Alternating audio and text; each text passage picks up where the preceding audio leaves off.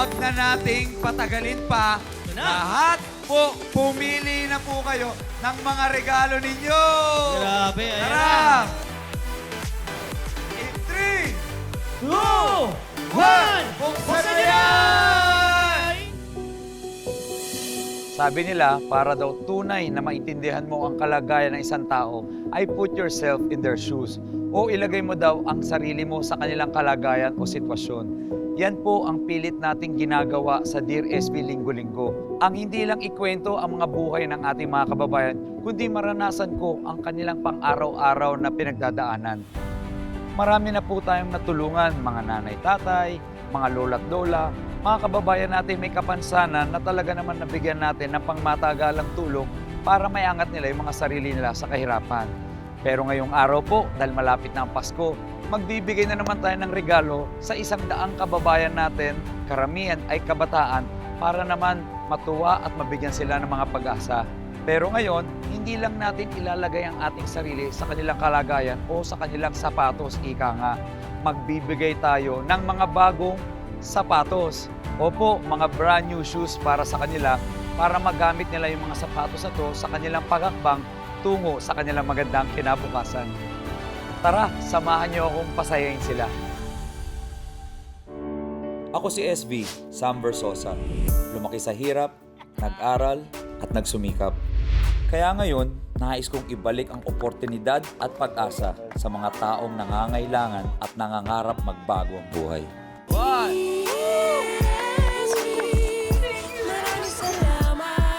Pilihan nyo yung mga size nyo. Bibigay pa kami sa'yo na. Ako si SB, Sam Versosa.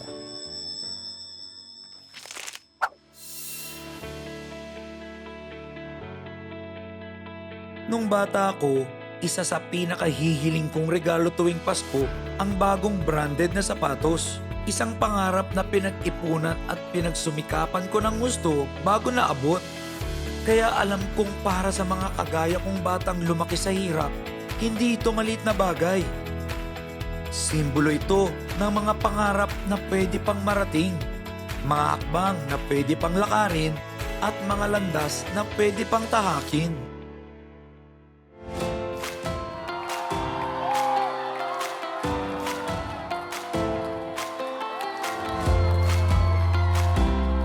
Hello!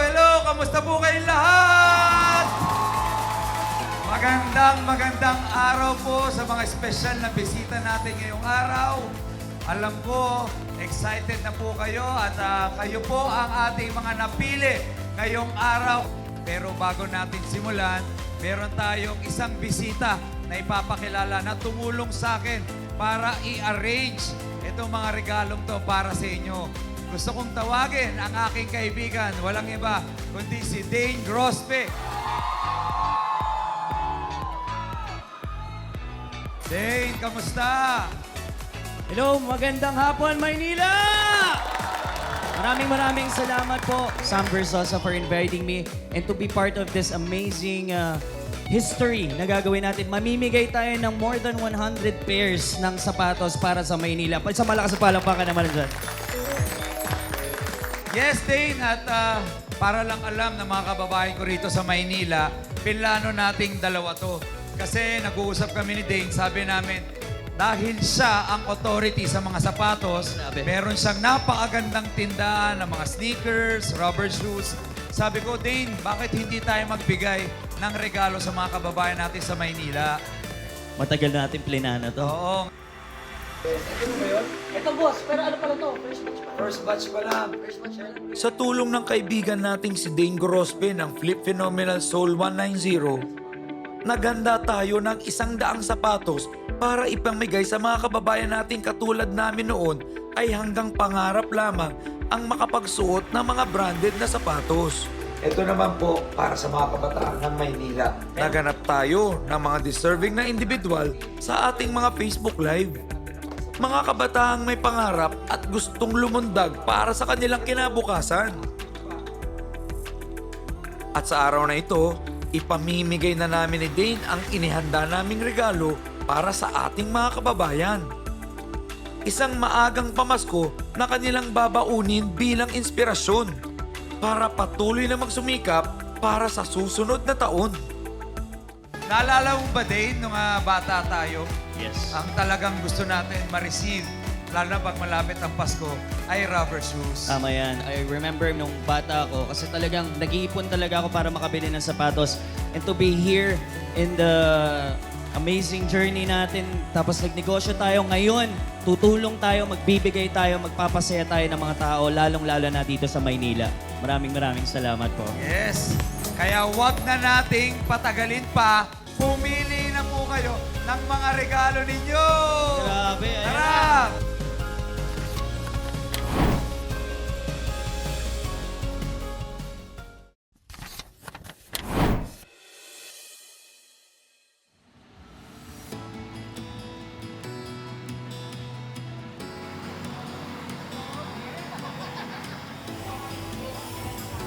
Bilang maagang pamasko sa 100 nating mga kababayan,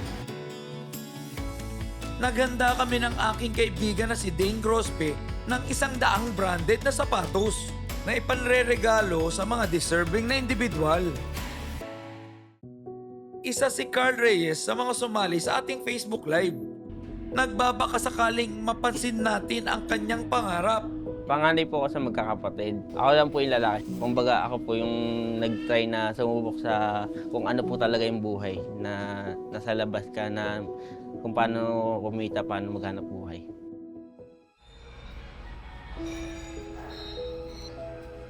Sa edad niyang 26 ngayon, iba't ibang trabaho na ang kanyang napasok, kabilang na ang pagiging delivery rider. Pero dahil sa mahal na gastusin, kinailangan din ni Carl ipagpaliban ang kanyang pag-aaral sa kolehiyo kung saan siya nag-aaral ng multimedia arts. Nag-stop po ako this year lang din po. Kasi hindi po talaga kaya ng budget sa course ko. Kasi masyado din po magastos ang course ko. And hindi ko din po kayang pagsabayin yung magtatrabaho ko tapos hindi ko po nagagawa minsan maayos yung mga project ko or yung mga page ko po. Mabigat man ang yabag ng buhay ni Carl ngayon, araw-araw pa rin siyang pumipidal para pagandahin ang kanyang kinabukasan. Pag sobrang lakas po, umabot naman po ng 600, 700 a day. Pero bawas pa po doon yung mga kinagastos ko po sa pagkain or minsan pag nasiraan po ako, minsan short pa talaga. Kasi sa mahalin po ng bilihin ngayon, parang hindi po talaga siya enough.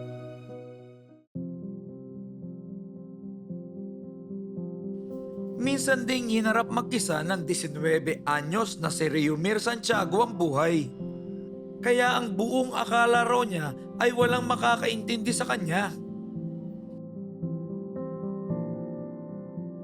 Ang problema ng isang mute and deaf ay hindi ka nakakarinig at hindi ka nila maintindihan. Kaya pakiramdam ko ay mag-isa ako.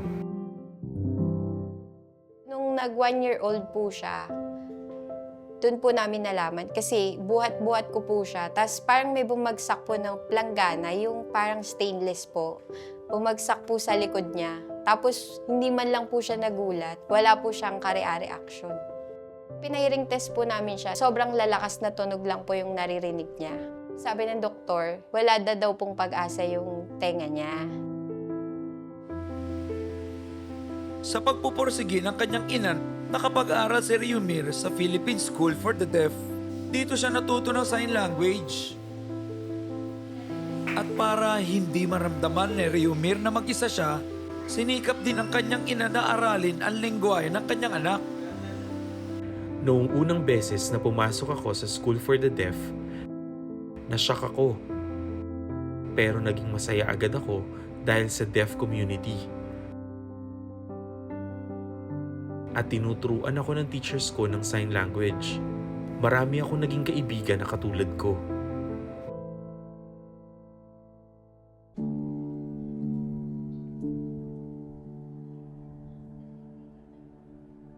Isang aksidente naman ang bumago sa buhay ng 19 years old na si Justin Delante. Noong 2021 kasi, angkas ang kanyang kaibigan isang hating gabi. Nakatulog si Justin habang nagmamaneho ng motor. Nung kaarawan po na first operation ko po, ginising po ako ng nurse na tinatanong po nila na kung nararamdaman ko pa daw po yung side ng paa ko, kung saan po ako na-damage po ng sugat. Sabi ko po, hindi na po. Narekta na po nila putulan kasi gawa po ng mauubusan na daw po ako ng dugo. No choice na rin po sila na kailangan po nila putulan. Masakit lang po sa akin kasi nakakabigla. Hindi ko po expect na ganun po mangyayari, mapuputol po pala kaagad. Masakit lang po sa akin. Sa isang iglap, tila naputol na rin daw ang umuusbong palang sana ng mga pangarap ni Justin. Gaya na lang ng hilig niya sa pagbabasketball. Napakasakit kasi di ko na kaya makipagsabayan sa kanila na makatakbo lang ito ang bilis, makapag-dribble na maayos. Masakit lang po sa akin kasi hindi ko na po magawa. Ang dati niyang liksi at sigla sa basketball court napalitan ng takot at depresyon. Dahilan, kaya huminto na rin sa pag-aaral si Justin. Simula nung na-accident po ako, nagkaroon po ako ng kainaan sa loob na baka late-laitin lang po ako ng mga classmate ko or makita po ako ng mga ibang tao na ganyan ka pala. Nakahiya lang din po ako. Nakaka-depress lang din po. Mabuti na lang hindi nagpatalo si Justin sa laban ng buhay. Unti-unti, itinayo niya ang kanyang sarili at nagsumikap na humakbang muli para sa sarili. Next year po, mag-aaral po ako ng ALS para kahit paano po makapagtapos po ako ng grade 12. Makapagtrabaho naman po ako kahit paano, gawa po ng call center, ganun po. Para makabawi naman po ako sa family ko, sa lolo-lola ko. Ilan lang sila Carl, Reyumir, at Justin sa mga kabataang nagsusumikap abutin ang kanilang mga pangarap. Mga kabataang nagsisimula pa lang bumagtas ng sarili nilang mga daan. Kaya naman, para bigyan sila ng inspirasyon para sa kanilang kinabukasan, handog namin ni Dane ang isang espesyal na pamasko. Excited na ba kayo? Ready na ba? Ha? Kasi sabay-sabay natin bubuksan yung mga regalo na yan.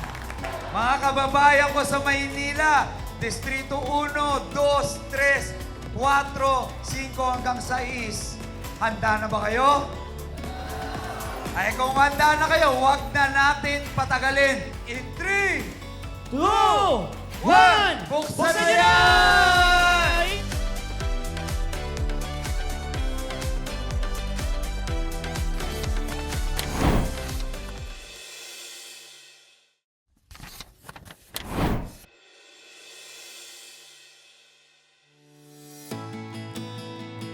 Huwag na nating patagalin pa.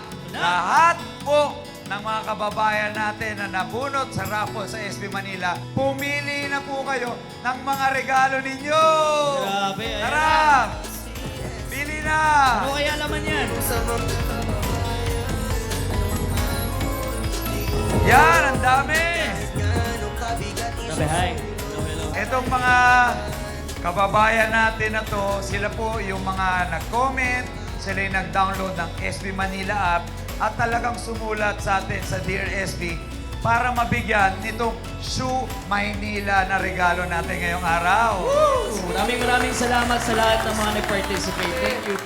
Naalala ko nung bata ako, Dane, ang gusto ko talagang matanggap na regalo ay sapatos. Sabi mo nga, ikaw pinag-iipunan mo.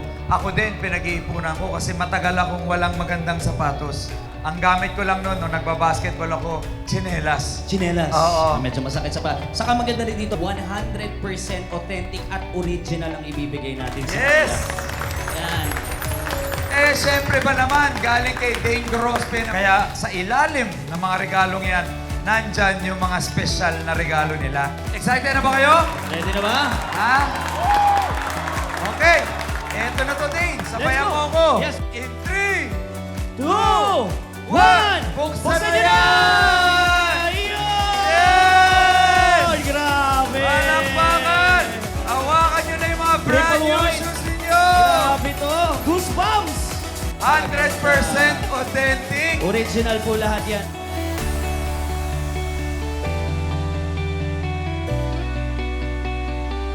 Siyempre, dahil ako, sobrang hilig ko sa basketball, pareho tayo. Yes. At karamihan dito sa mga kababayan natin, mga talagang naglalaro ng basketball. Nandito nga tayo sa basketball court. Tama. Dagdagan pa natin itong mga sapatos. Siyempre, dapat may kaparehas siyang mga jersey. Ilabas na yung mga May jersey! jerseys para sa kanila.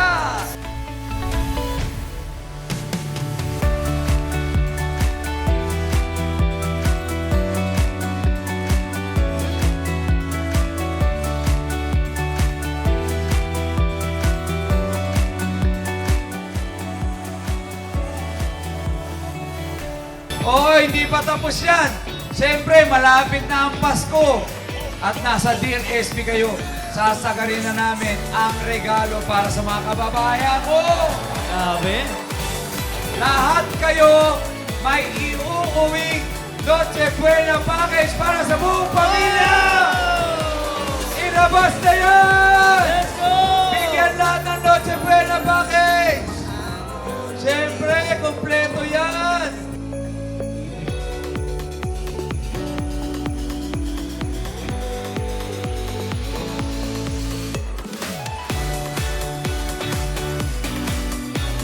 Dane, ano masabi mo sa mga regalo natin? This is not the usual ayuda. Talaga. Kompleto na yan. Yes. At actually, ano lang to, konting regalo kasi sa mga binigay nilang suporta at pagmamahal sa akin. Maraming salamat po sa inyo. Kami man ni Dane ang nagbigay ng pamasko, tila kami pa ang nabiyayaan ng regalo sa mga ngiti at ligayang nasaksiyan namin sa araw na yon. May Noche Buena package ako para sa Saya buong ang Pasko pamilya. namin pamilya po. Talaga ba? Opo, may panghanda na po. Welcome. Masaya ako para sa'yo. Parang ano ka, emotional ka pa nito. Sana po masaya lang po kasi wala po akong trabaho na matino. Kasi lalang rider po kasi Sabado dito na po ako naglalaro. Bali, Lunes hanggang Friday po nagbabalik ako ng dito. Ilang taon na? 1 years old po. Ano bang pangarap mo para sa kanila? Makatapos po sila ng pag-aaral po. Pareha. Magpagsipag ka pa. Congratulations sa iyo, Salamat ha? po. Walang ano man, ha? Maraming salamat po, magagamit ko po yan sa PE po namin ngayon. P? Opo. Nag-aaral School ka? po ako, senior high school po. Ay, Turning po ilang taon ka na? Ano po, 31 na po. Pero- Pero, naniniwala po ako na hindi had lang po yung, yung edad ko para maabot ko po yung pangarap. I'm proud of you. I'm proud of Maraming you. salamat. Huwag kang magalala. Pag natapos ka, nandito ako at nag-aantay trabaho para sa'yo. Maraming salamat po. Welcome. Musta na ang magiging Pasko mo? Masaya ka ba sa regalo? Talaga? Ano, no? Ito po yung pinakauna kong sapatos na maganda. Yan ang pinakauna mong sapatos. Ano yung usual na ginagamit mo? Yung mga local lang po. Nagpa-basketball ka ba? Pag may nag-aya lang. Pag nag-aya. Pero ito, hindi lang naman pag-basketball. Pwede mong pang araw-araw. Anong ginagawa mo ngayon? Nag-deliver, food delivery. Food delivery. Pwede mong gamitin pang araw-araw. Para medyo maporma tayo, ha? Apo. Congratulations sa'yo at saka sa iyong pamilya, ha? Dali mo yan, enjoy mo yan. Merry Christmas! Taga-saan ka? Imos Cavite po. Imos, Cavite, palakpakan si Justin. O imagine mo, all the way from Cavite, nandito. Justin, ito, regalo ko para sa iyo. Ha? Maraming salamat po. Walang anuman at meron ka pang Noche Buena na uuwi mo sa Cavite para sa pamilya mo. Salamat po, salamat. Ano masabi mo? Unang salamat po sa sapatos. Kahit pa paano may magagamit na rin po din ako manghiram sa kaibigan ko. Nanghihiram ka lang. Bakit? Wala po ako pambili, sir. Ilan taon ka na ba? 19 po. Nag-aaral? Opo. Anong gamit mo pangpunta sa school? Sapatos lang din po. Hinihiram ko lang din po sa Hinihiram mo lang? Opo. O ngayon, Justin, may sarili ka ng sapatos, meron ka pang Noche Buena package, at mamaya may bibigay akong konting regalo pa sa'yo, ha? Maraming salamat po. Welcome. Merry Christmas sa'yo. Merry Christmas sa iyong din po. pamilya. Salamat po. Salamat. Rainier, ako si Kuya SB. Ha? Narinig? Sabihin mo. Salamat daw po. Walang ano man. Rainier, regalo sa'yo ito ni Kuya SB. Ha? Lahat tayo nagsisimula sa maliliit na mga hakbang. Mga munting pangarap na unti-unti nating inaabot sa bawat lapat ng ating mga paa. Ngayong Pasko, Ang aking hiling ay sana'y magsilbing inspirasyon ang mga bagong sapatos na ito para mas lalong magsumikap ang ating mga kabataan na lumakad, pumedal, at tumakbo para sa kanilang kinakamit na magandang kinabukasan. Muli, ako po si SB, Sam Versosa, At ako naman po si Dane Grospe. at ito ang Dear SB! Wow! Andito po tayo ngayon sa Binyan, Laguna para bisitahin at magbigay pamasko sa mga kababayan nating may cancer. Nandito tayo para magbigay ng konting regalo, maibsan lang yung mga sakit na nararamdaman nila. Tara, samahan niyo ako para makapagbigay tayo ng konting ginhawa at ngiti sa kanilang mga mukha.